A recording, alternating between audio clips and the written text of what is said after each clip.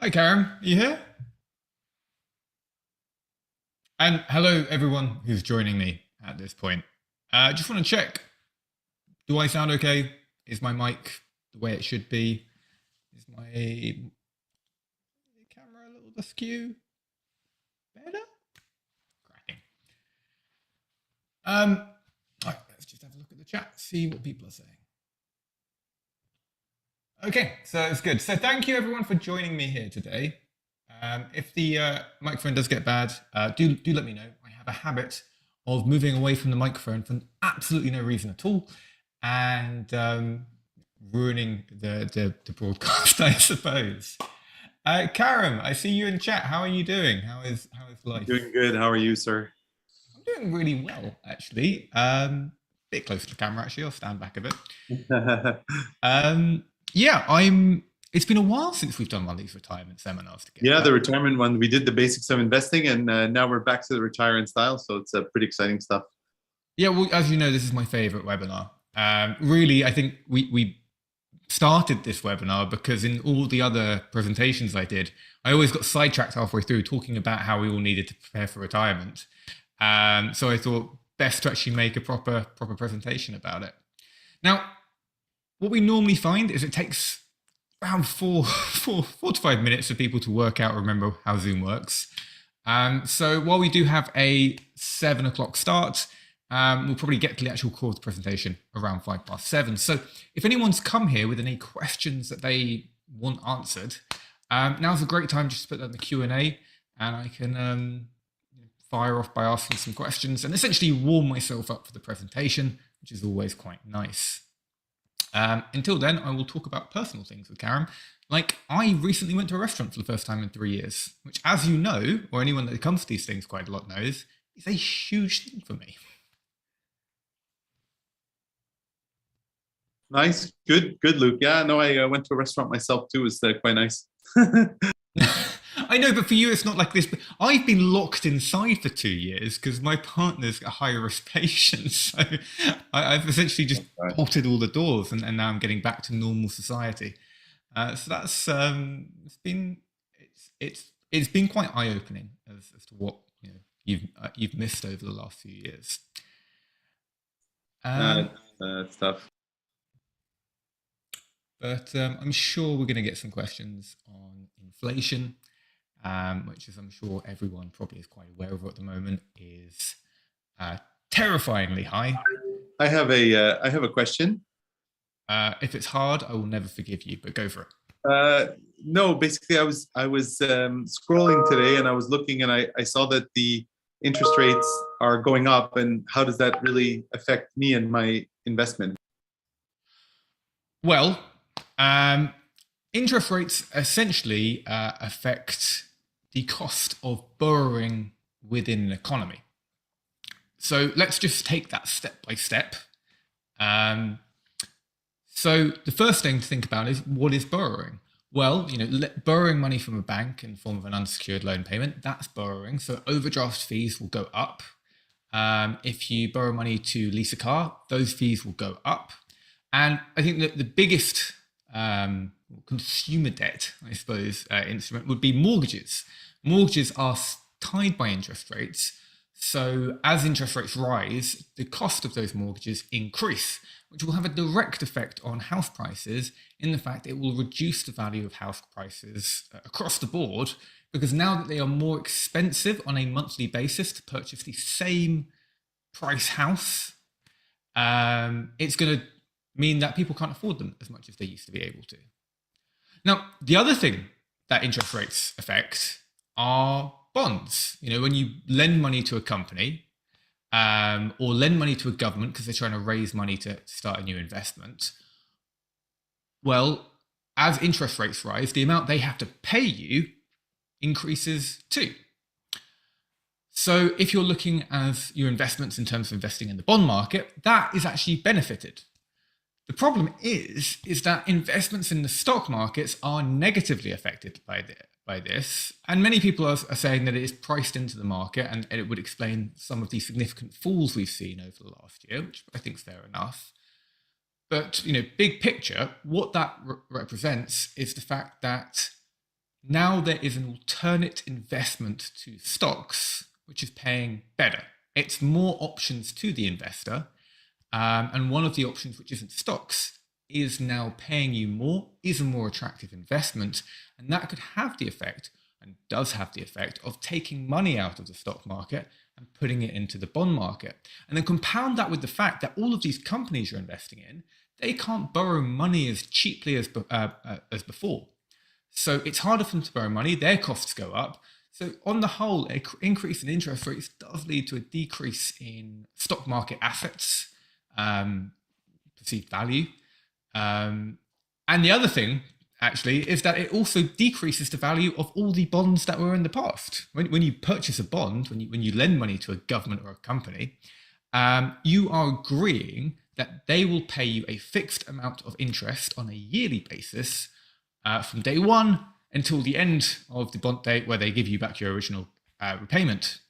Now, because interest rates have risen, all these new bonds have just come onto the market suddenly, which are paying more than the old bonds had agreed to pay out on a yearly basis. So again, it's a better option than what you had before. Now, most 90% of bonds on the market aren't variable bonds, they are fixed. So that just means that this bond is now less valuable compared to the rest of the bonds in the market, because the new bonds are much better than all the old bonds. And therefore, the secondary market value, the price at which you can sell a bond for, will fall in value, because people would just, if it stayed the same, people would sell those bonds to buy the new bonds, which pay more. So interest rates being risen, increased, one of these words, does have huge ramifications for investments in the short to medium term. However, I think that long-term interest rates being increased is a good thing. It gives central banks more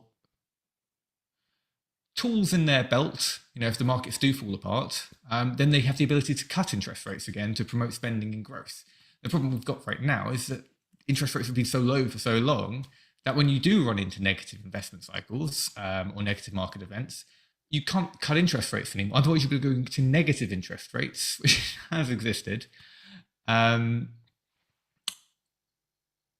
there's only so much growth you can really push through an economy before it all comes tumbling down. And I think really interest rates probably should have been risen quite a few number of years ago. I seem to recollect that Jerome Powell from the Federal Reserve Bank of America wanted to do that, and then Donald Trump threatened to get rid of him if he did it. So that's fun.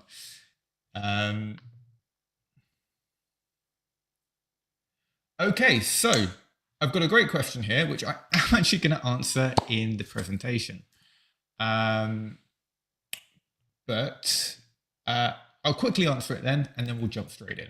Okay, so we've got one question here. How do you deal with small pensions over multiple European countries? Let's say I've worked 5 years in the Netherlands, 5 years in Portugal, and 5 years in FL? Karen, imagine I'm an idiot and I'm not. Is that Finland? FL is Finland. FI. Oh, FI. Oh, yeah, sorry. Finland, yeah, Finnish, right? Well, oh, yeah, no, that would be an uppercase I. Okay, I am an idiot. So, in regards to multiple European countries, if they are in the EU, then you are in luck when it comes to state pensions. Okay, so that managed. So state pensions within the EU, actually there's an EU pension sharing agreement, which means that when you actually come to retirement, if you apply to your local pension authority in the country either you're retiring in or which you last worked, they then are responsible for going to all of your old employers, sorry, all of your old countries that you worked in and their pension departments, not employers, I don't know why I said that, and just basically confirming what you said is true. And then they are able to essentially amalgamate all of your contributing years into one big EU state pension. There is a link I provide later on in the presentation, which kind of gives you a bit more examples. I could spend here a long time here. But basically, the reason that's really good is because if you don't have that option and you have 5 years in the Netherlands and 5 years in Portugal, and I'm not sure about Finland, but let's say you have 14 years in Spain, because I'm very sure about the Spanish minimum contribution years, you wouldn't actually get any pensions there because each one of those countries has a minimum number of years that you have to have contributed towards the state pension in order to qualify for it. So by merging all of your pensions into one, you remove yourself from the chance that you don't have any state pension. So it's a really good thing. And just note, you specifically should note that on the slide when we get there. So let's start the presentation. We are 10 minutes past. I don't think we can spend too much more time on Q&A. Don't worry though, if you do have some more questions you want answered, well, that's for the end. Okay, so please do put the questions in the Q&A box because that makes it much easier for me to know where to go. And okay, onwards and away.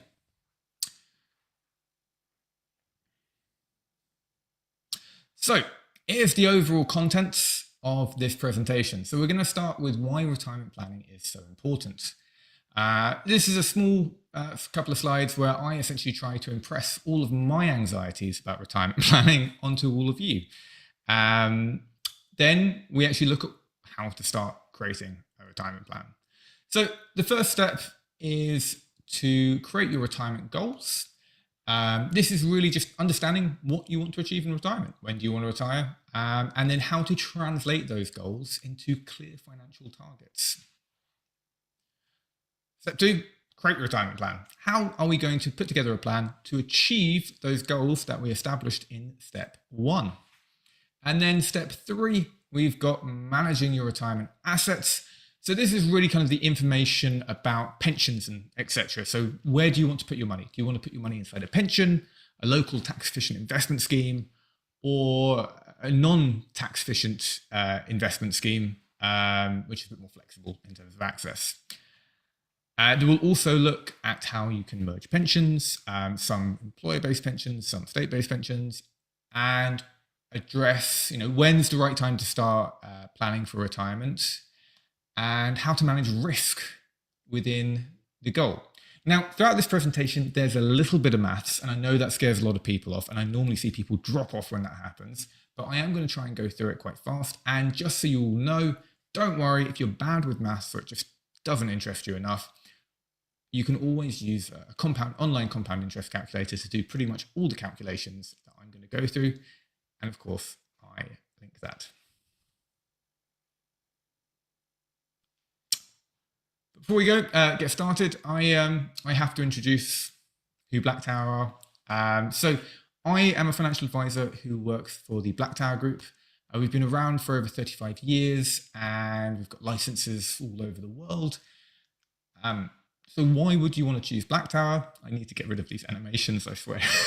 So why choose Black Tower? Well, apart from our incredible reputation really in the market, we are considered really the best at what we do when it comes from an expat financial planning perspective.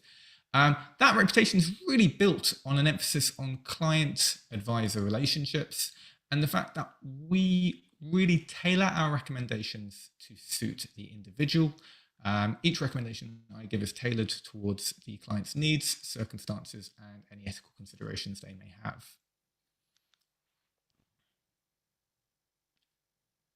Now, here's an overview of our services. Now, for anyone who has come to this presentation or is even watching the replay, I think we occasionally upload them to YouTube, you're all entitled to a complimentary financial consultation planning meeting with an advisor. So there should be a link which we're posting in chat throughout the presentation. And really the way it works is we will sit down with you, give you a full consultation, give you a full investment advice recommendation. And if you're not happy or you don't like the investment advice report or the advice given, then you are not liable to pay any fees and you can essentially get a full tailored financial investment advice report with no risk or cost to yourself. Of course, we do apply fees if you decide to go ahead and become a client. So Garam, if you can just post that link in the chat, that'd be amazing. So, I really need to get rid of these animations. Of course, one of these overview services is retirement planning. Just seen a message in the chat about tax advice. We are not tax advisors. I am terrified by tax because it's incredibly boring and it's not what I do. We do have people we can recommend as tax advisors though, but they are not affiliated with Black Tower, depending on your country of residence. So, why is retirement planning so very, very important? Well, the first thing to really establish is the fact we are all living longer than we've ever lived before, and it's quite terrifying. I'm not sure if you guys. So if you look at this, oops. So if you look at this graph on the left, right, we can see that the average life expectancy within the European Union is increasing at a drastic rate, and because of this, we are finding that. If we look at pensions or retirement plans, 50 years ago, well, most people didn't tend to actually reach retirement, and those who didn't live nearly as long as we are seeing today. The life expectancy in retirement has increased by about 10 years over the last 50. So that's an extra 10 years of pension contributions that governments and companies, if you have previous old style pension benefit systems, are having to pay you. And this is putting a tremendous amount of pressure on these old systems. And governments really have been put in the place where they've got the options they've got is they can raise taxes in order to pay for all of these pensioners' retirements. They can decrease the amount that they pay out to pensioners in retirement, or they can raise the retirement age so that there's a lower number of years in retirement they have to pay out. And I'm sure some of you are starting to realize that this explains why we've seen so many governments across the EU, at least, and across the world in general, raise retirement ages so often. Not to mention the fact that state benefits aren't really particularly worthwhile. If you are a dual income household, so if you in the Netherlands, for example, a full state pension, if you are with a cohabiting married partner or cohabiting partner, you will receive 50% of the minimum wage each. If you are a single income household, so when I say single income, if you're alone and you're not cohabiting with a partner, you will receive 70% of the minimum wage. Now, I'm sure all of us know how expensive it is to live in the Netherlands, and we can understand that that's really just not enough considering what we're currently used to. So if you are someone who is sitting there thinking that they can rely on these old pension systems, and so also company pensions are even the worst state because they can't raise taxes, they can't raise the retirement age, they can only reduce benefits, and we've seen this across the board over the last 50 years. So if you're someone who is planning on relying on these company pensions and these government pensions, well, you're probably going to have a much lower standard of living in retirement than you might expect. And there is another side to this coin.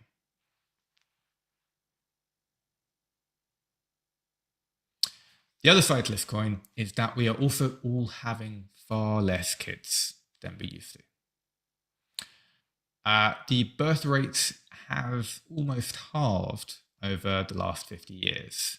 Now, why is this important? Well, what you have to bear in mind is that kids being born today are going to be kids who are part of the working population when you are retired. And they're going to be who are paying taxes in order to support your retirement pensions. And the fact of the matter is, when we are retired, we are going to have the most amount of people in retirement than the world's ever had. And proportionally, we will also have the smallest working population to that retirement base. So if you thought pensions were small now, or state pension entitlements are small now, it's just going to get worse. So thank you everyone for listening to me talk about why retirement terrifies me, if I'm completely honest with you. Let's think about solutions. Because if you just leave it to these past retirement systems, then we might have a bad time. But if we create a retirement plan and try and plan for the future, then we can have some self-sustainability and some independence in the form of a retirement plan. So, so now we can move past that doom and gloom. Let's talk about step one. Let's talk about something much more optimistic, and that's planning our retirement goals. So, 3 typical retirement goals that everyone probably should ask themselves. Where do you want to retire? What age do you want to retire?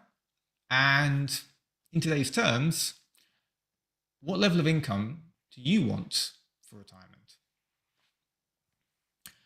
So I'm just going to give you guys a quick example scenario for something that I might like. So in our example scenario, I'm someone who wants to retire on an income of 40,000 euros per year in 30 years' time, and I want to do that in the south of France. Now, I know we've got a lot of people from a lot of different countries, so this is going to just all be done gross. Okay, we're not going to have tax come into this because, well, the reason we ask where do you want to retire is that allows you to start taking on board potential taxation in the countries at which you're planning on retiring. Given we're doing kind of a catch-all for everyone, we don't have that luxury right here. But in our example scenario, 40,000 euros, 30 years' time, south of France. Sounds amazing. I need to get rid of these animations. So let's turn, essentially now we need to turn those retirement targets or those retirement goals into actual financial goals. Because it's very well to say I want to generate 40,000 euros a year, but it's another thing to actually work out how to do that.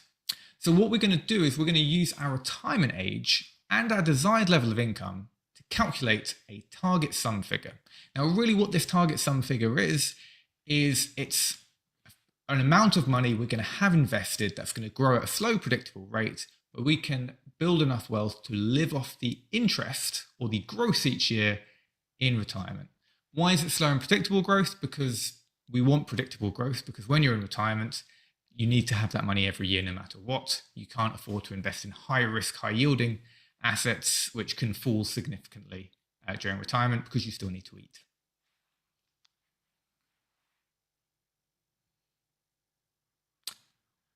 But before we do that, we need to account for inflation. I'm sure that no one is surprised that inflation will come up in this. Inflation is the concept that every year stuff gets more expensive than it was the year before, on average. Sometimes stuff gets a little bit cheaper, but by and large it gets more expensive. And what that means is that your wealth, the value of which becomes eroded. Another way of putting that is 40,000 euros a year today will buy a lot more than 40,000 euros will in 30 years' time. So we need to work out the amount of money that we want, that we need to acquire on a yearly basis in order to buy 40,000 euros worth of goods and services in 30 years' time. For our example scenario, if you guys want to retire in 25 years' time and you want 50 grand a year, but then you need to work out how much 50 grand will buy you, how much you need to have to buy 50 grand's worth of goods and services in 25 years' time. You guys get the picture here. Now, typically, the central banks across the world target 2% long-term inflation. This year, it's currently running around 10 in the Netherlands. So that really shows that the central banks don't always get it right. Now, I would never recommend benchmarking 10%, but conversely, I also wouldn't recommend benchmarking 2%. That's hoping for the best. And the central banks have disappointed us a number of times. So I recommend using an inflation figure of 3%. Now, the way in which to work out how much we need to have in, for example, a year's time to buy the same number of goods this year is we times 40,000, for example, by 3%, and then we plus that figure to 40,000. So essentially we're increasing that figure by 3%. Or we times 40,000 by 1.03. I told you guys there'd be maths. Bear with me, it'll be over quick. this is a compound interest formula. I'm going to go fast, don't worry. But really, I did not put these animations in. Okay, so here is a target retirement income of 40,000. We're timesing it by 1 plus 0.03, which is the inflation rate. So we're timesing it by itself and adding it to the original value. And then we're doing that to a power of 30 because we've got 30 years. So we're timesing it by 1.03, 30 times over. And that's going to show us that, come on, let's get through this. Yeah.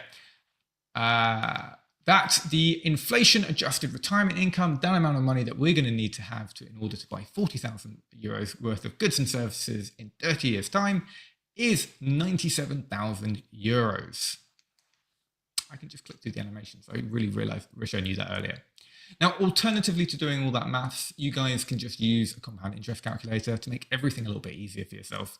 I've linked one website here, but if you Google compound interest calculator, about 100 will show up and any of them will do the job.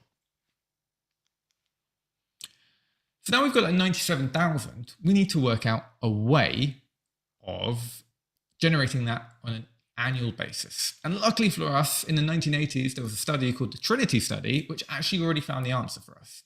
And the Trinity study really set about to try and work out how much money you could withdraw from a retirement portfolio, which is invested in a fairly defensive, predictable investment assets, such as a mixture of fixed income and dividend-paying stocks, without ever fear of running out of money in retirement. And the reason this is important is because dying too early in retirement is not the worst thing that can happen to you. The worst thing that can happen to you is dying too late when you've run out of money, because that gets really depressing really fast. So the 4% rule says we can comfortably withdraw 4% of our retirement saving, adjusted for inflation every year, so we're not decreasing value each time, and we'll never fear running out of money.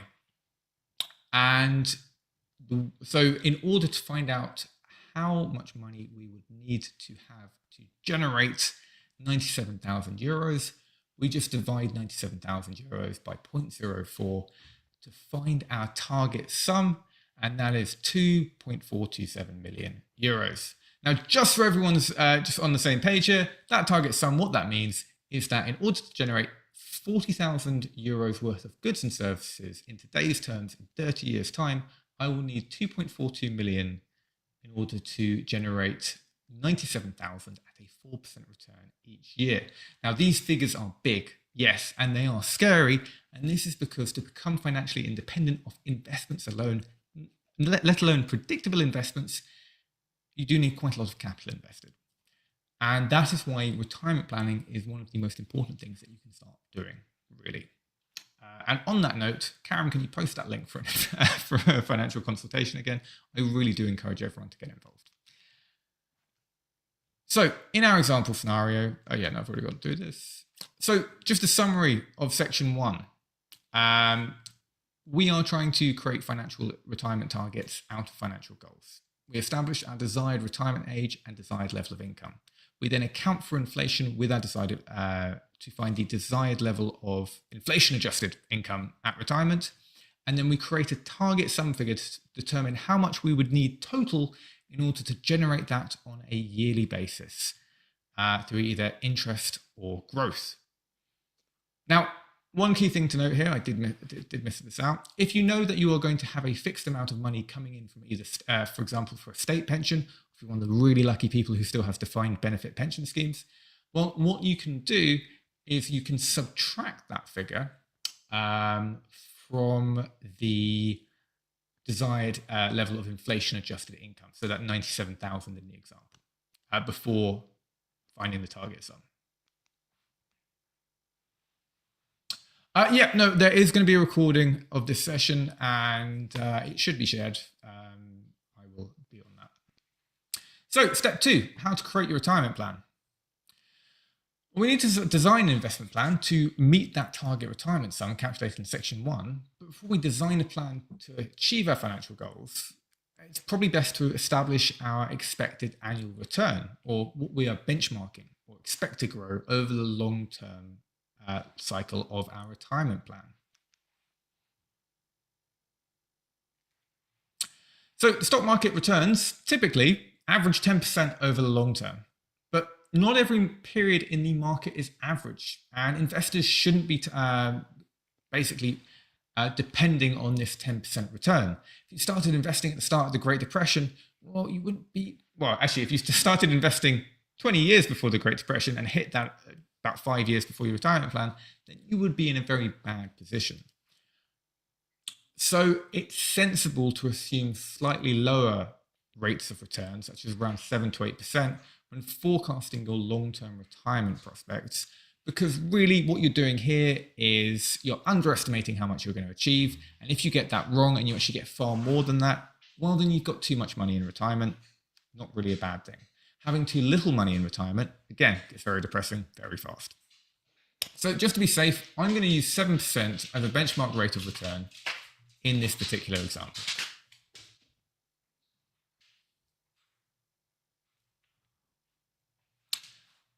So what we should do now,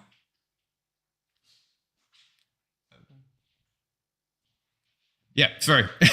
So thank you someone for pointing out the fact that I'm a bit too far away from the microphone. I did warn you guys at the start this might happen.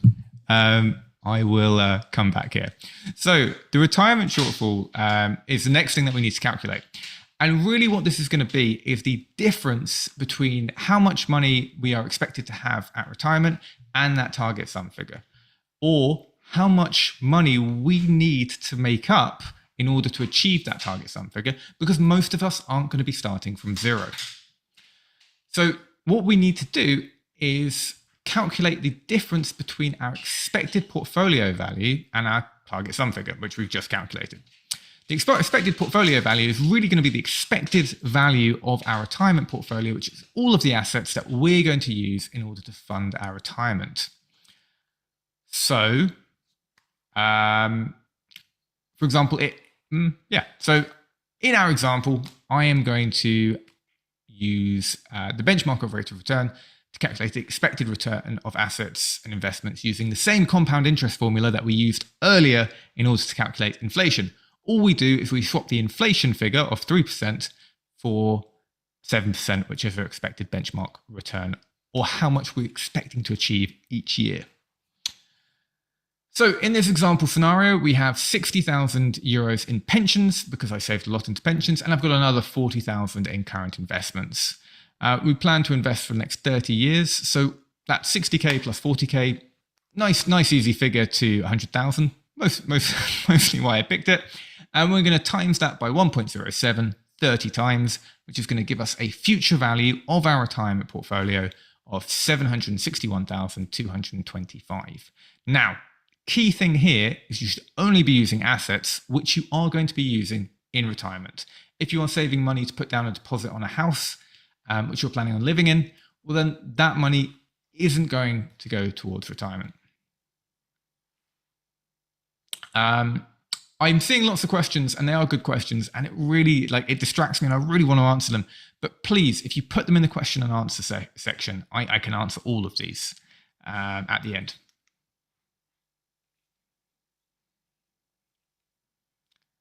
So now we've calculated the future value of these investments, so how much our expected portfolio value will be. All we need to do to find out the shortfall is we need to take that figure away from the figure we're trying to achieve, which is the target sum. So again, if we go back to our example, the target sum figure we calculated in section 1 was 2.427 million. Our expected portfolio value is 761,000. So that means that we have a remaining shortfall of 1.66 million. So that retirement shortfall, that's the difference. That's what we would miss if we do nothing at all starting now. Yeah, also, if anyone puts in questions in the chat, I will not see them until after everyone's gone home.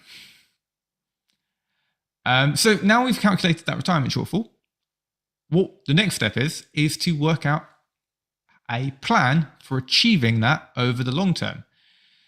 Now, we've got one last bit of maths before we don't have to do any more, I think. Yep.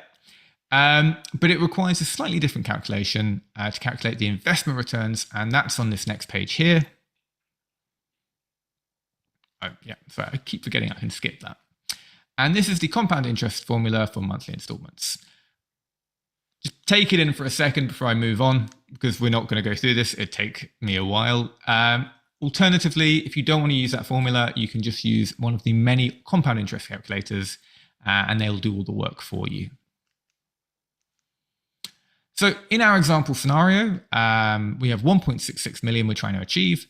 And the monthly figure to achieve this over a 30-year investment cycle at 7% return, and we can work this out using that past formula we used, or using a compound interest calculator, would require an investment of 1,358 euros per month. And that would represent a total investment size of around 488,000 and a total profit of 1.177 million. Now, that does strike one small problem. What if we can't afford 1,358 euros a month? I mean, it's a bit chunky for some people. And for some people, if you can afford that, that's great.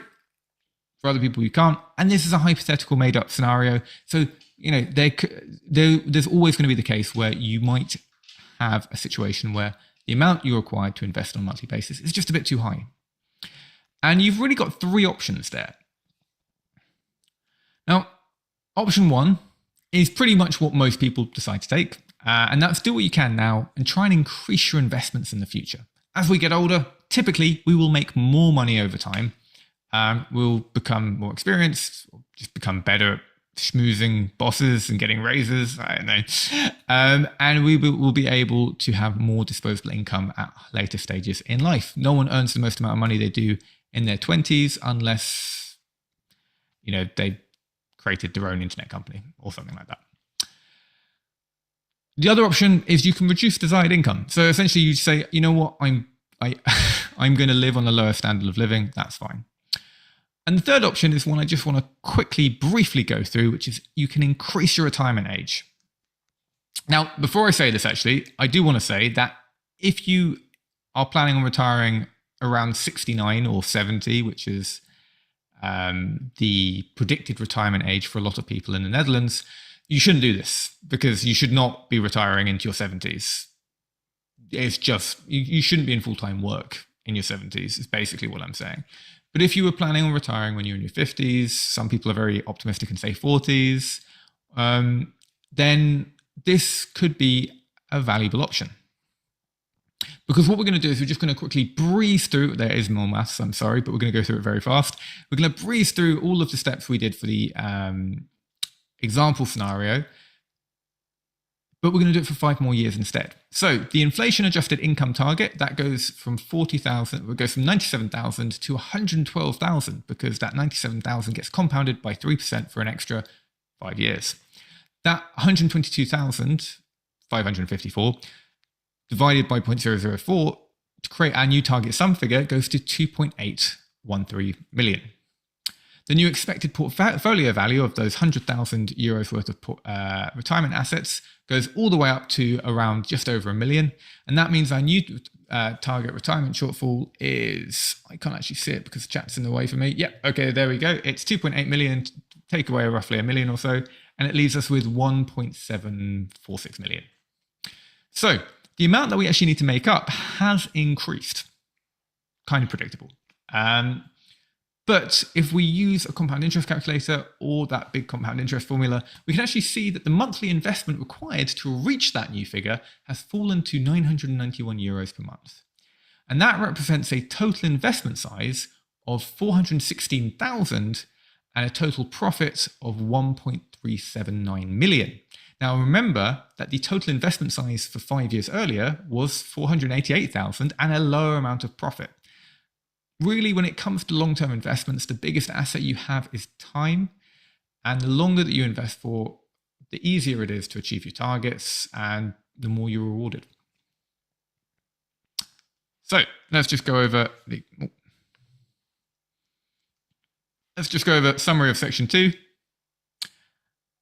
We establish a benchmark rate of return. This is important. We want to benchmark how much we expect to return on average. I might have gone a bit conservative in my estimates, but I really do encourage everyone to be as conservative with long-term financial planning as possible. If you assume you're going to do really, really well, you're setting yourself up for failure. Because if you get it wrong, then you're kind of stuck. You can't go back to work at retirement if you realize you haven't done enough preparation. It really is the end of the line. And what you enter retirement with is what you've got. So then once we've got that benchmark rate of return, we can calculate our current assets expected portfolio value at retirement. We can then calculate our retirement shortfolio, shortfolio, I don't know what that is, but shortfall, and that is the difference between how much we expect to have at retirement and how much we need to have to achieve those goals we described in section 1. And then lastly, we're going to identify our required monthly investment in order to overcome that shortfall, and hopefully we can afford it, and then start an investment plan and do so. So that's kind of our retirement plan. That's how we build one. Now, how do we actually manage this? Where are we going to look towards doing it? Well,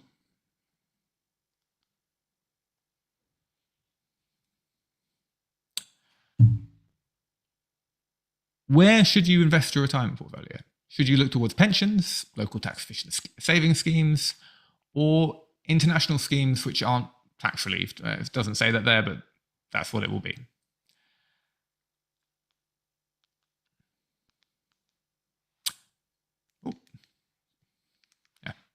Okay, so let's talk about pensions. Well, first thing about pensions is that they are very, very tax efficient. I know it's not the first bullet point, but that's the first thing we're really going to talk about. When you contribute to a pension, you can essentially take that contribution off your gross income on a yearly basis against your tax bill, so you pay less tax, and all of your investments within the pension appreciate without being burdened by tax, capital gains tax, or in the Netherlands, box 3 taxation. But they come at some certain costs. You have a minimum retirement age, so you cannot get the money out until you hit that retirement age. They can be quite restrictive on what you can invest in. Each country has different laws surrounding what you can and can't invest in within a pension.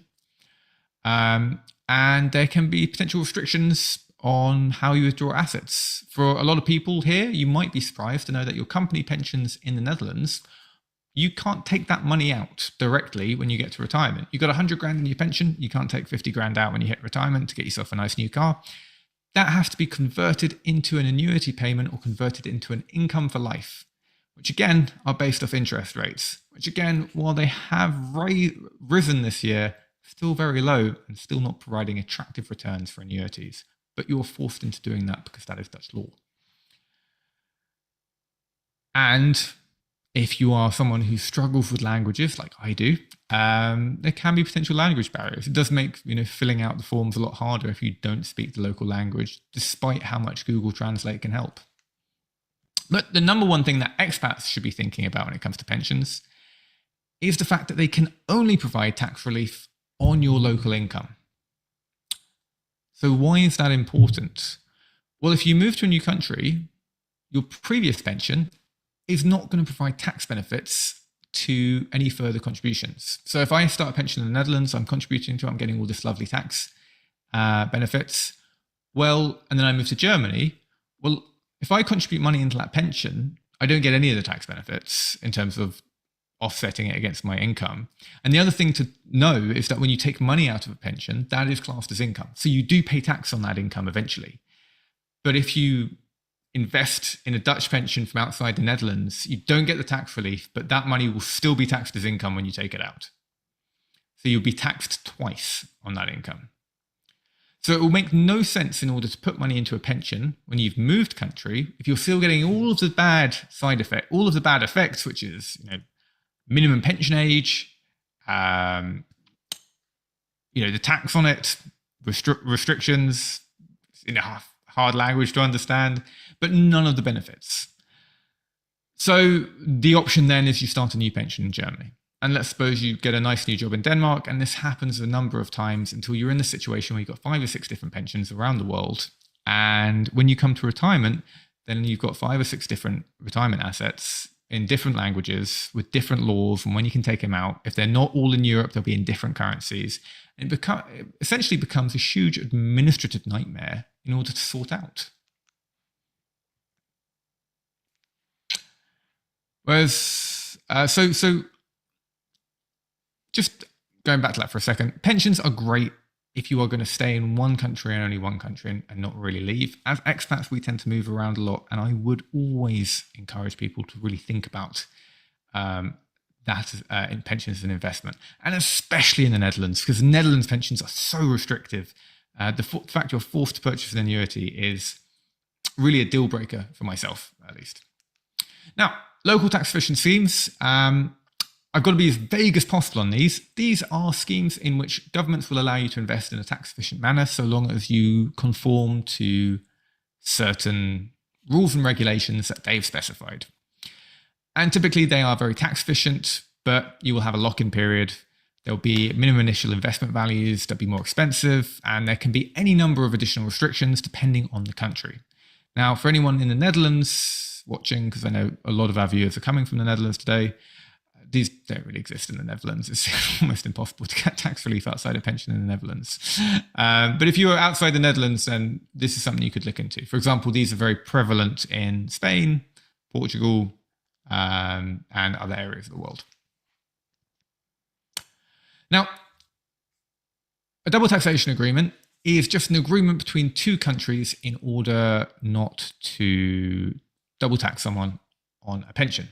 Now, the reason that it's important to understand these is that if you have a pension or a local tax efficient savings scheme, well, when you withdraw from these, because they are tax wrappers, the withdrawal from them is pretty much always treated as income, and that is a taxable event.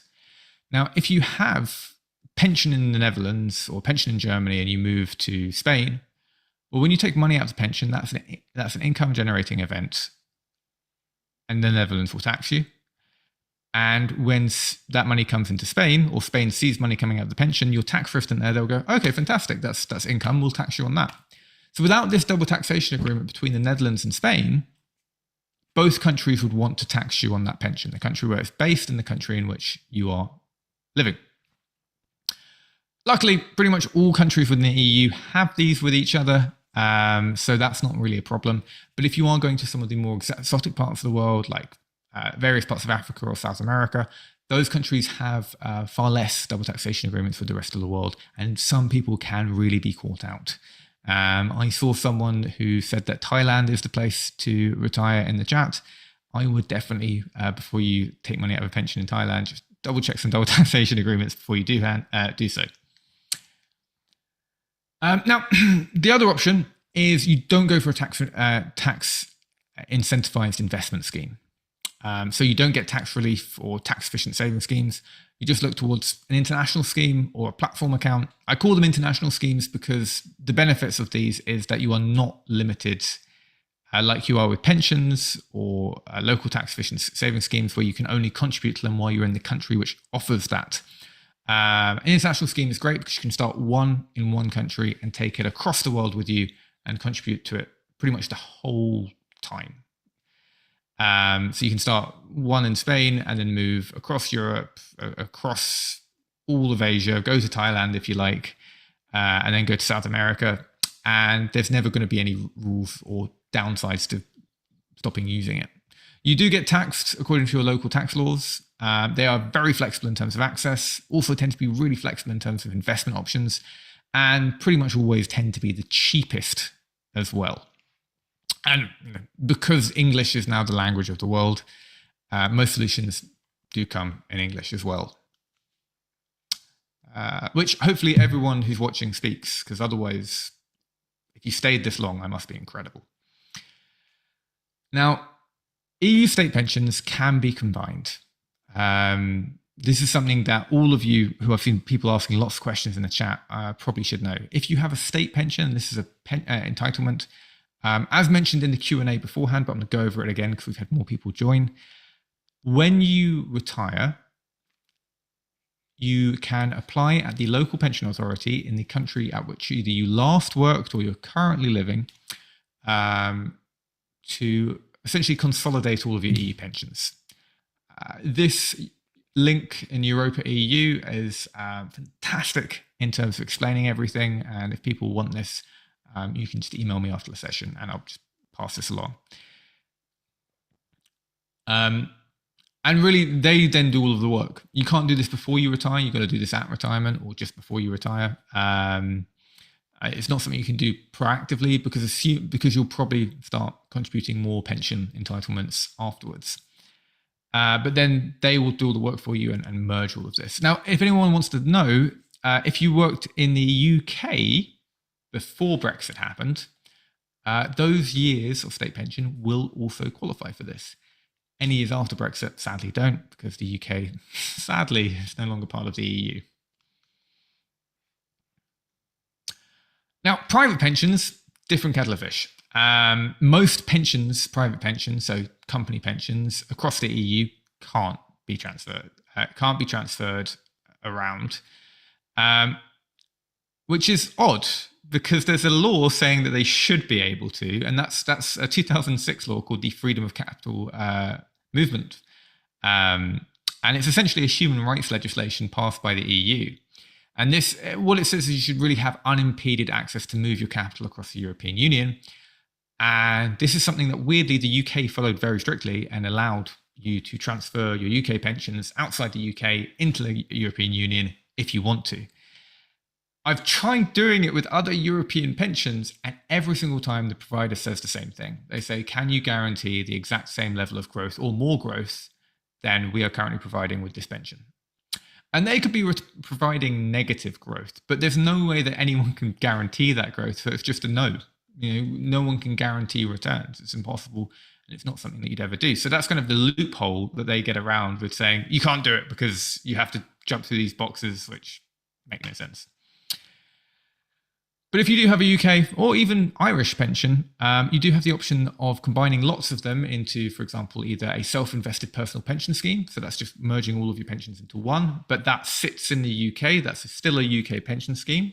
Or you can move them into a qualifying recognised overseas pension scheme by moving them to the EU. But yeah, so if anyone does have UK pensions they want looked at, please do click the link and we can take a look at that. But I'll move on now. Now, how do you manage risk in retirement portfolio? Well, when we're young, we can really take more risk with retirement savings. Now, when we talk about risk, we are not talking about success or failure. A little bit maybe, but what we are really talking about is unpredictability of investment in the short to medium term, or what we like to call volatility. So as we increase investment risk, we are increasing how much the price goes up and down on a short-term basis. Great example of really high-risk investments. Cryptocurrency, although I do not encourage anyone to invest in cryptocurrency. It's not a good idea. If you ask me why in the Q&A session, I will probably recite a 5-minute rant I normally give at the end of these things. If you mention NFTs, I'll definitely do that. But for example, tech stocks tend to be quite high risk. Companies like Microsoft and Alphabet, which is Google or Netflix, tend to go up quite, have sharp price movements up and then sharp crashes that we've seen this year down. And because we're not taking this money out, because we're not retiring anytime soon, we don't really mind, The reason that we want to do this, though, is because predictability comes at a cost. And unpredictability comes with the reward of higher long-term returns. And the predictability, and to pay for predictability, you sacrifice return. So as we're not touching this money in the short to medium term, we're only going to touch this money, for example, in the example 30 years away, all this short-term unpredictability doesn't faze us because we don't have to sell. However, when you get closer to retirement, that's the point where you are going to start having to sell because you are going to start relying on that money as income. And I would normally suggest that before you hit retirement, around 5 years away, that's when you probably want to take a view on the markets and start to de-risk your portfolio and move it into more predictable investments in order to essentially secure yourself. So this is just a quick example of risk. This is world markets. Okay. And if we invest all in stocks, we can see that this volatility, this unpredictability in price is clearly outlined here. And last point is, when should you start? Well, really, the earlier you start, the less you have to invest in order to achieve the same goals. Now, compounding really works to your advantage. And as I have said before, this is a catchphrase of mine, it seems, time is your biggest asset when it comes to investing. Let's assume that our retirement shortfall, the amount that we need to achieve in order to satisfy our retirement goals, is 1 million euros. Well, if we were to benchmark 7% growth, that will either cost us 815 euros per month over 30 years. I'm just going to go every 10, 1,900 euros every 20 years, or 5,700 euros every 10 years. Every 10 years you leave it before you start investing, you are more than doubling the cost on a monthly basis. It's essentially you're trying to climb a big hill. The more time you give yourself, the easier that's going to be. So just some key points today. Understand your goals. Work out what you're trying to achieve. When do you want to retire? How much do you want to retire on? Where do you want to retire? Convert those goals into clearly, easily understood financial targets, and then find your retirement shortfall. So that's just finding the amount of money you need left over in order to achieve those things, and create a plan to meet that shortfall. Understand where's best for you to invest. If you're moving around quite a lot, I normally typically recommend investing in those international non-tax relief structures, just for the obvious benefits of flexibility, which is really important for expats. Merge pensions if possible, makes it a lot easier from an administration side of things, and start as early as you can and reduce risk into retirement. So, for anyone who wants a bit of help when it comes to retirement planning, there is a link in the chat. I know I've mentioned it a lot, but if you click on that, again, questions, Alberto, please in the Q&A section. I'm not going to do anything from chat because I want to reward everyone who answered who went to the Q&A section. But step one on the analysis is that essentially we are going to sit down with you in a consultation and understand what you're trying to achieve, what your long-term goals are, and as much about your current financial situation and personal details as you're willing to disclose.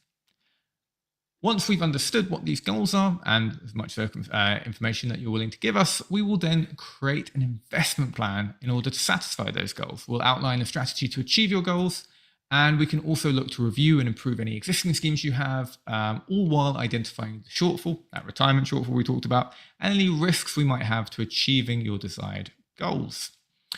We can explore international and local solutions, and essentially there's lots of services we can provide, which we do.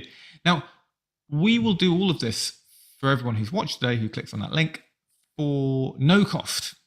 There will be costs outlined in the final investment advice report. Typically, we charge around 1% of assets under management on an ongoing basis to manage your portfolio. On an advisory basis, which means you always get final say in any investment decisions.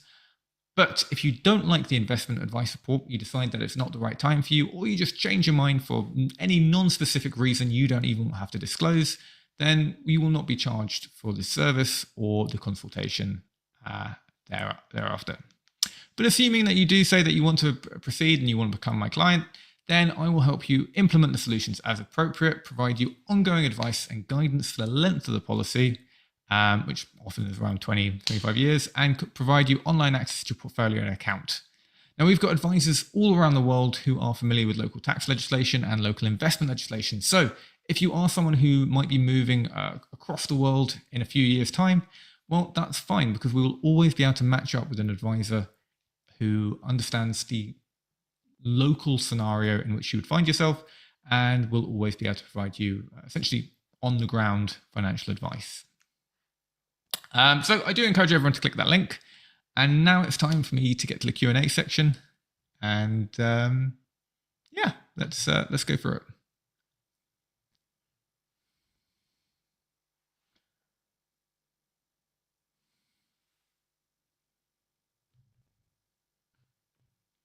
Okay, so Richard has asked, my current employer does not have a matching bean contribution pension scheme. So I'm assuming what you're saying is your employer doesn't match your contributions to a pension system. Is there a system where I can extrapolate from my current pre-tax gross salary and put it into a pension system and not be taxed on the base salary?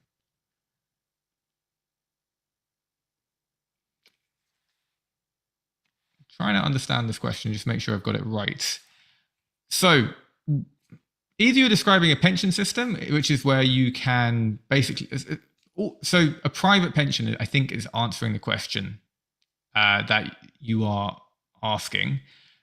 You can, so a private pension system would allow you to take a portion of your pre-tax gross salary, put that into a pension, and you wouldn't be taxed on that part of the pension, on that part of the salary. Everything you don't put into a pension, you'd still be taxed on. That it doesn't have to be employer-backed pension; it would just be a normal pension. So it wouldn't be matched, so to speak, but you wouldn't pay tax on that part. But again, you would pay tax on that money when you take it out of the pension, as everything you put inside a pension, when you withdraw from it, does count class as income. Okay, great. I'm glad that I understood that correctly, Richard. Thank you for clarifying. Can I get these slides after the talk? Of course, if you want to email me or email Expat Republic, I'll freely provide these slides. If anyone wants to send them back to me with all the animations taken out, you'd be my hero. Although I will, of course, do that myself, but save me a bit of time. How do you account for passive income, such as rental income for properties in different countries? Now, I'm assuming this comes to with respect of calculating that target sum retirement figure. So I've done this before because I saw this question be asked when we were going through that bit. What I would recommend doing is work out how much you are receiving from, for example, a specific property as annual rental income. Then find the largest amount of rental inflation price data you can. Work out if you're going to commit to increasing your rental prices on a yearly basis to match that. And then essentially using the compound interest formula, work out how much each of those rental properties are going to pay you when you get to retirement. Now, once you've got that figure, you can total them all up and have essentially a benchmark figure for what you're expecting to achieve in rental income on a yearly basis in retirement. And then if we go back to that inflation adjusted desired income, well, you can just take away the amount of money you expect to be making on an annual basis from that figure before converting that into a target sum. Alternatively, you can take that income that you expect to be making at retirement, you can divide that by 0.04% and then take that figure away from the target sum as well in order to calculate your retirement shortfall. Both methods work. That's the way maths works. You can either try and do that before or after the target sum calculations. I hope that explains it. That made a lot of sense in my head, but I think I explained it well. If I didn't, just message me and I can send you an email and go through it. Can you transfer the pension from one EU country to the Netherlands? I think I've clarified this in the presentation, but just to go over it, you can transfer it from Ireland if it's a private pension. If it's a state pension, you can transfer them across. Well, it's not so much you can't really transfer it into the system.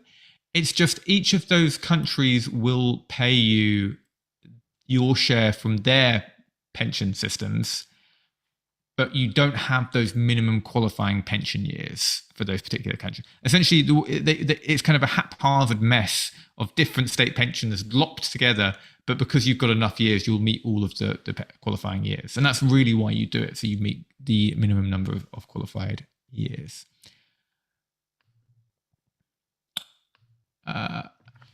Is it a good idea to invest in other countries' bonds?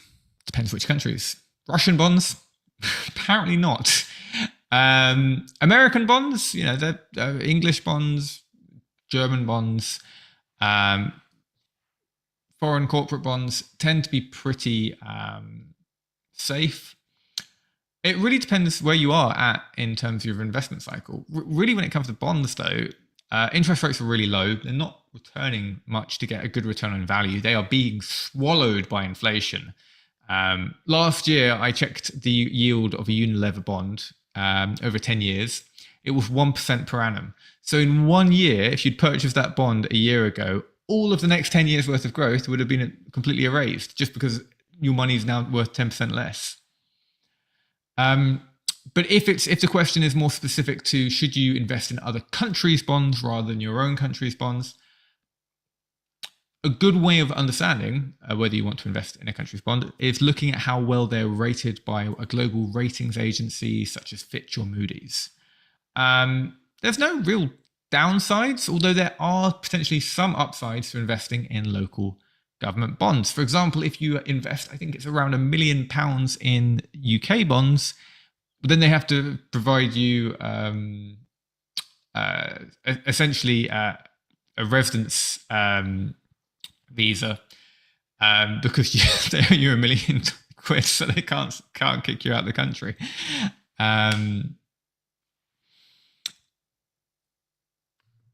Okay, sorry, but no. So it's a really, I would always actually say that it's always good to have a bit of diversification in your portfolio. You shouldn't just be investing in one country's anything.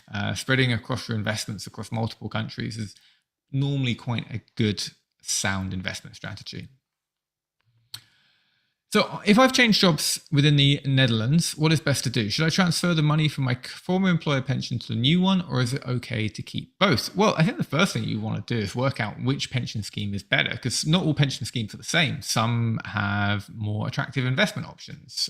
Do you get to pick the funds that they're invested in? How much choice do you have on funds? Are there costs involved? I suppose would be a question. But when it comes to merging pensions within the country, which you can do, I would always say that it does make it a lot easier later. That's just one thing you've got to remember. Because we move around jobs so much that when it comes down to actually getting stuff done, I've sat in front of so many people who've just said, I think I have a pension from this job. I have no idea about any of the details or how to find it out.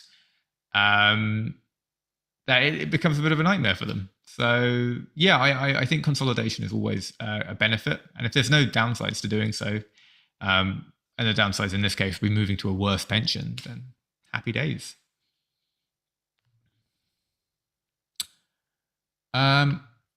What is my opinion of peer-to-peer loans? Not good. No, they've been great. While the economy's been doing well, no recession, it's been a bull market, everyone's got money. So people are paying them back. But, all it takes is a recession and people not being able to. Essentially, the reason you get more return on peer-to-peer loans than lending money to governments and bonds is because they are so much more risky. Okay. And when you take them on board, you are accepting a certain amount of risk. And just because they've been paying them back for the last 5 years, there's no guarantee they're going to pay them back next year. When it comes to lending, if you're getting anything higher than 2-3% return, which I suppose now with the interest rate rises, you probably can get that. But if you're seeing above 5% return on lending money, that is a risky investment just by the inherent nature of it. Because if it wasn't a risky investment and it really wasn't that risky, I can tell you an investment bank would have just lent all the money they wanted at a slightly lower rate than you can. Essentially, it's a way of offsetting risk into the retail market. And I think it's quite predatory, in my opinion. It's worked out great for a lot of people so far, don't get me wrong. But the amount of reward you're getting for the level of risk that you're taking, I think is not fair. In general, okay. I know there's going to be examples which aren't quite true. Is there any way to estimate how much combined EU state pension will be? There is. I'm not going to go through it because it take me a while. But the Europa site, if you type Europa merging pensions, or when people eventually get this slide, click the link on the slide. Or in fact, let me see if I can just get it up and put it in the chat for all of you.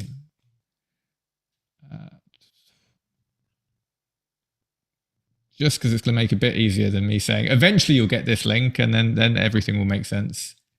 Copy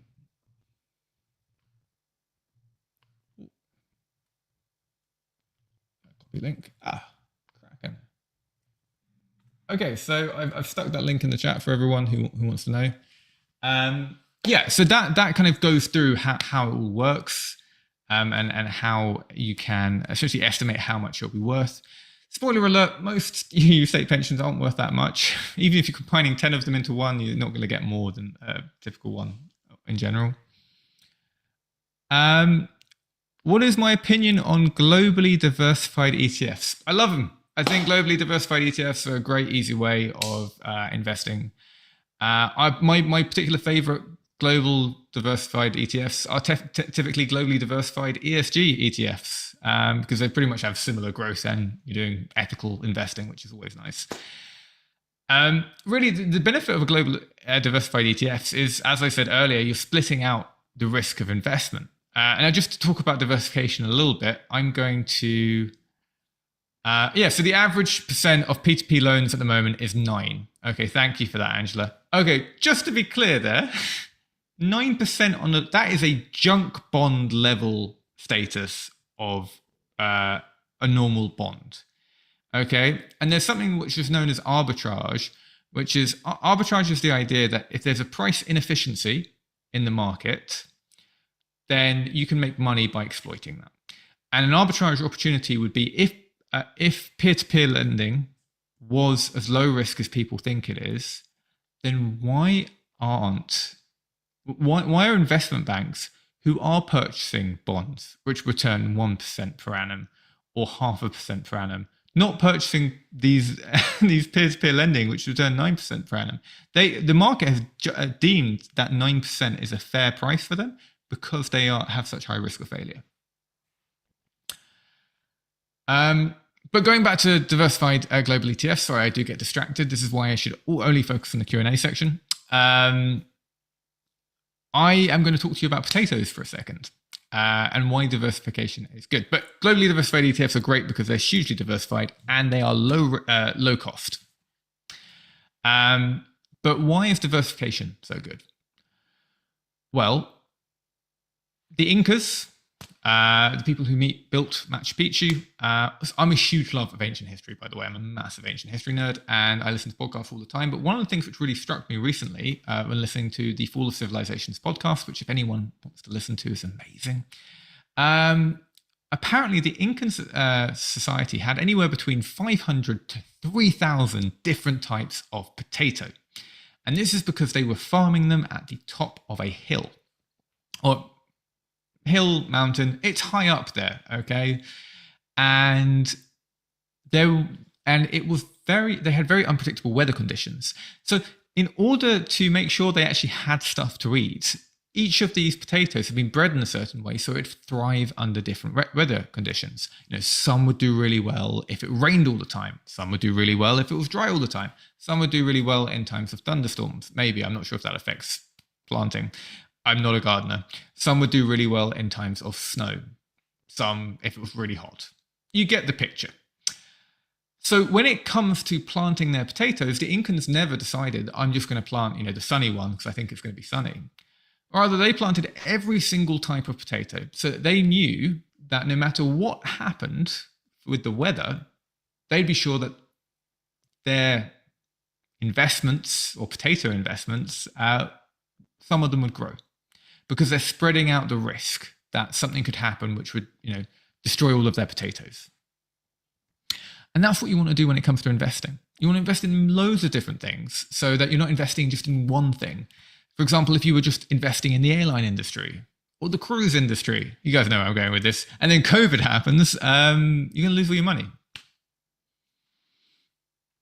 So yeah, globally diversified ETFs, I like them because they are low cost, they offer good diversification. And if you invest in something like the Investable Markets Index or the MSCI World, you're investing in hundreds of thousands of companies all at once. You're pretty much just betting on the world markets going up, which is a very safe long-term bet.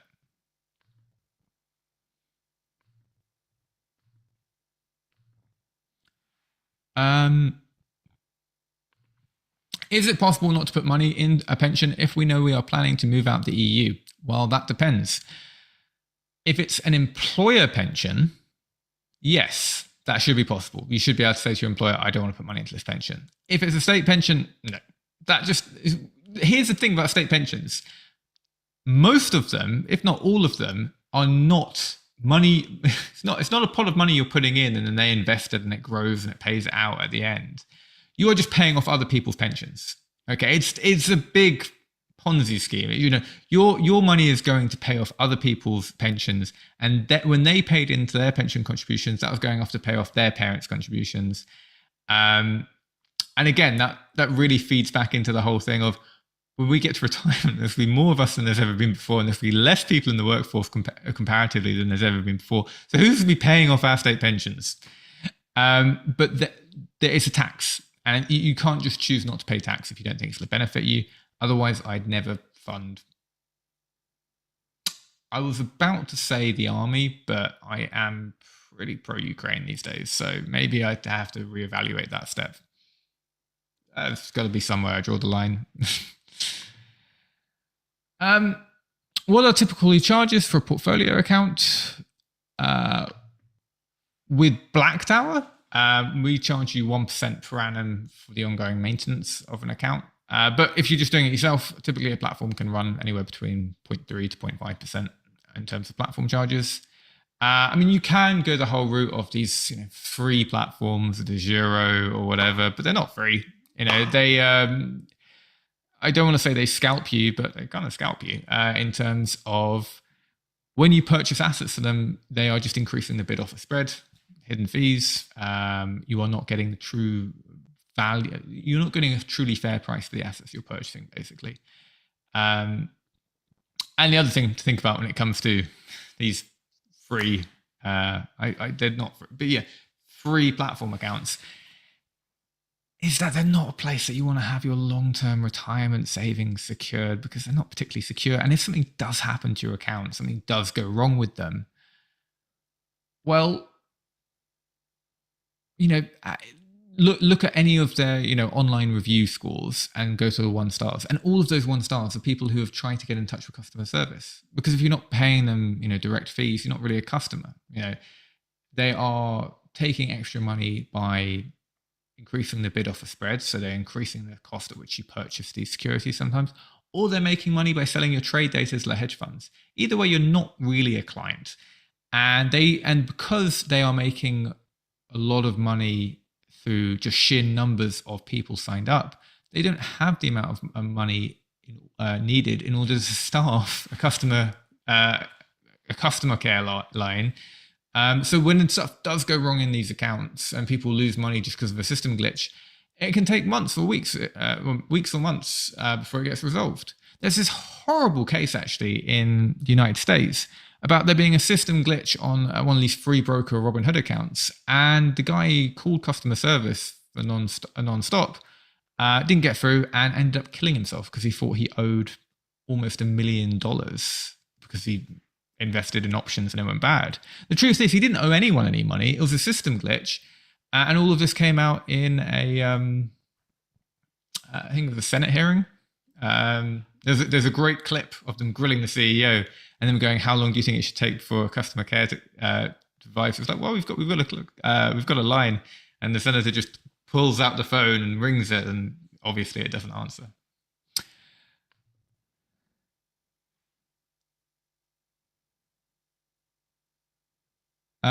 Someone's just volunteered to take the effects out of the presentation. You don't have to. I can really do it myself, but if you want to, it saved me 5 minutes. But yeah, no, I think we should definitely be able to get the recording. This is being streamed on LinkedIn. It's also being streamed to my Facebook group. I have not done enough promoting the Facebook group. I've got about 5 members. I think LinkedIn's got a couple of hundred. But there'll be recordings there, and I will try and upload it to YouTube and send something out to you guys. Okay, someone says, thank you for the rental income response. Perfect. What are the median rates of return for, I can see you said Black Tower later, Black Tower for a 20-year investment. Okay, well, here's the thing. none of our recommendations are the same for any particular client. We don't have our own funds. Our job is to find the right funds in the world for you. So I can choose between 6,000 to 7,000 different funds per client. Okay. And every single one of my recommendations is tailor-made, not just to, what I think is good in the markets, but my client's risk profile. How much risk are you prepared to take on board? So I just can't answer that question. If you are super, super high risk and you want to go 100% into something like Scottish Mortgage Trust, which appreciated by 100% in 2020, I could say that every year we return on an average of around 30%. But that's not the average person. And you've got to also remember that a lot of our clients are in retirement. So all of our retirement age clients, I'd say the benchmark is what we're trying to achieve is around 4% plus inflation, maybe a bit higher because we do like to outperform. But if we go any higher than that, we are really not doing our job as an advisor, because that means we are increasing unpredictability in a portfolio which has to be predictable because these are people's retirement incomes. So we do well. We have a fantastic reputation. We do well enough that there's not really any bad press, despite the fact that we've been running for over 36 years now. That is the answer I can give you. But in terms of fixed long-term returns, we don't have our own funds, so it was an amalgamation of other funds.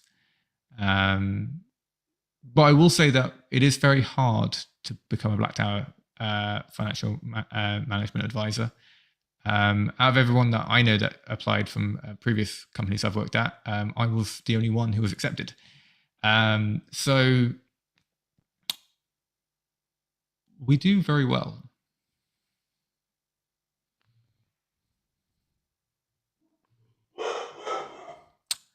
How many years of work do you need to be entitled for a pension in the Netherlands? I knew this question would come up, and I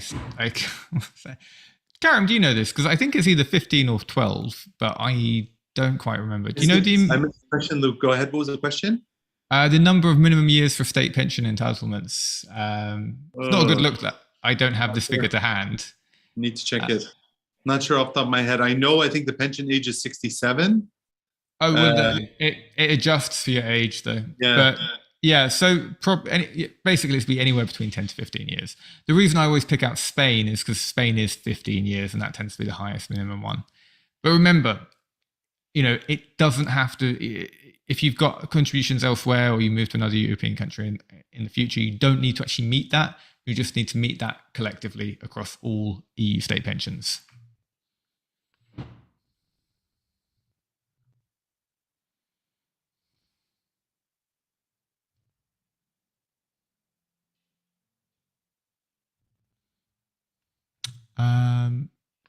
Okay. So,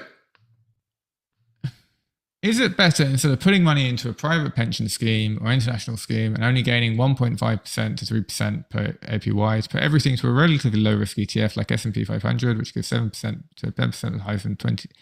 So basically what you're asking is it better to rather than put your money into a private pension scheme or international pension scheme and only get that return, put it into a low risk diversified ETF? Okay, so here's the thing, right? I would put money into a low risk diversified ETF within a pension scheme or within an international scheme. Those schemes, those are just what we're investing through. They're not the actual investments. And if you long term are investing across 20, 30 years and you're not at retirement and you're only getting 1.5 to 3% return in the long term, then something's going wrong. Okay. That is a figure in which you make complaints over. Or maybe you've just put your risk profile really, really low, which would be far lower than an S&P 500 return. When I talk about international schemes or pension schemes, within those schemes, I would put a collection of, for example, ETFs and also a collection of funds, mutual funds, which do as well or better than a lot of ETFs. One of the ones I mentioned was Scottish Mortgage Trust. That has beaten the market for about pretty much the last 100 years since its inception. There are lots of different funds which do outperform ETFs. But again, ETFs are great. I love them.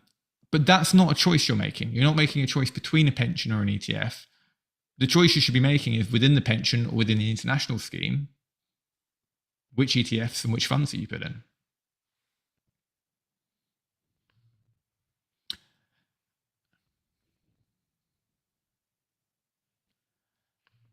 Can we move the pension accumulated to India? I'm assuming this is EU pensions.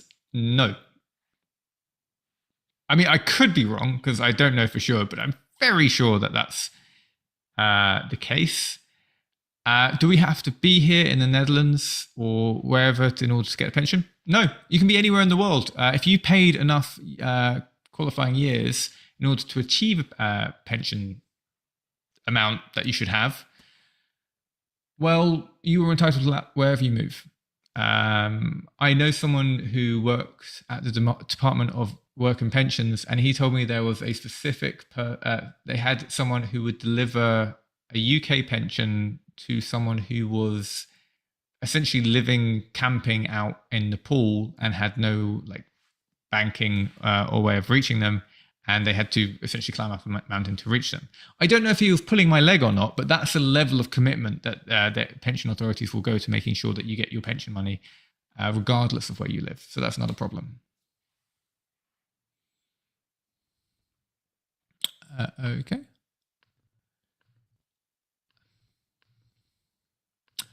So if you haven't mentioned this earlier, EU pensions cannot be merged with non-EU countries' pensions. Correct.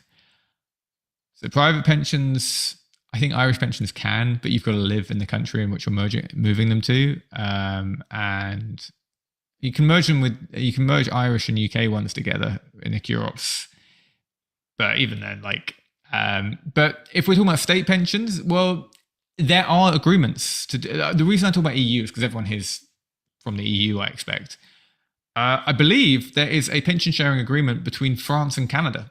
So I think you can merge your French and Canadian years, but I don't deal with any clients in Canada. My few Canadian clients are handling that themselves, if I'm being completely honest. But no, so there will be pension sharing agreements with other countries, but they would have to be specific agreements between those countries. So like while France and Canada might have an agreement, you can't combine your Portuguese and French pensions and then with Canadian pensions, because that would be combining a Portuguese pension with a Canadian pension.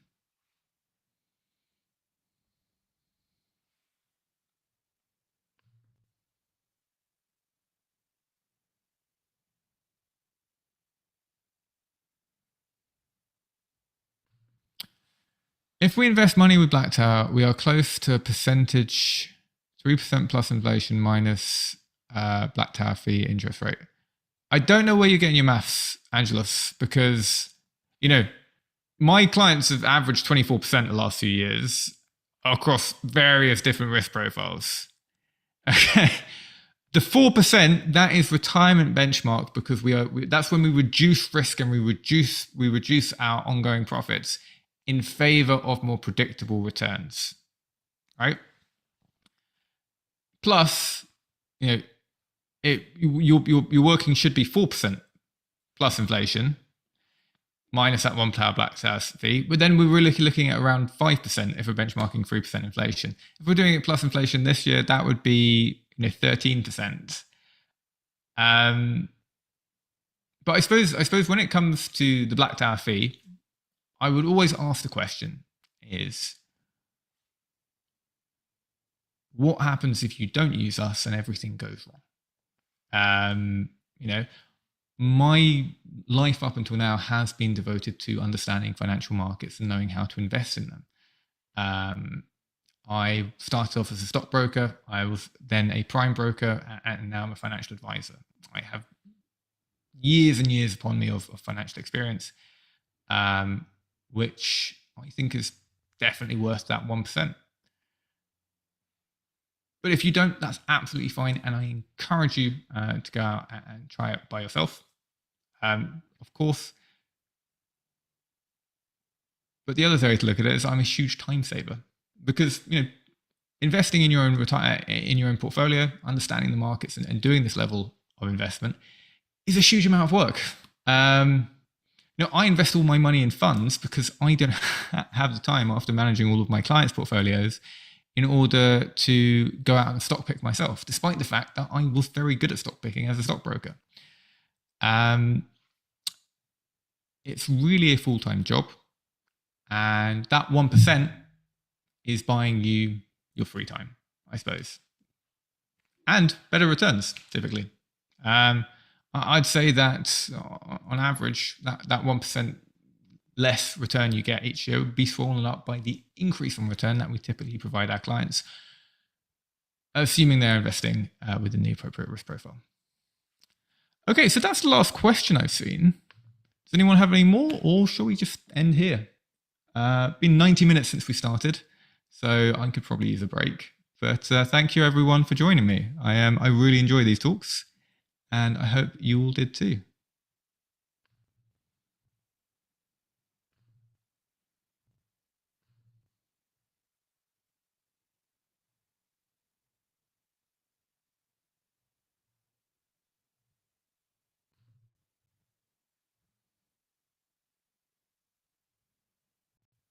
Okay, so I'm going to turn off my camera and mic, but I'm going to leave this chat open so everyone has an opportunity to click that form. Really recommend everyone actually sign up for a financial consultation. Fantastic time to get involved in the markets. Markets are down, which presents an amazing buying opportunity. You're able to buy a lot of these funds at low prices.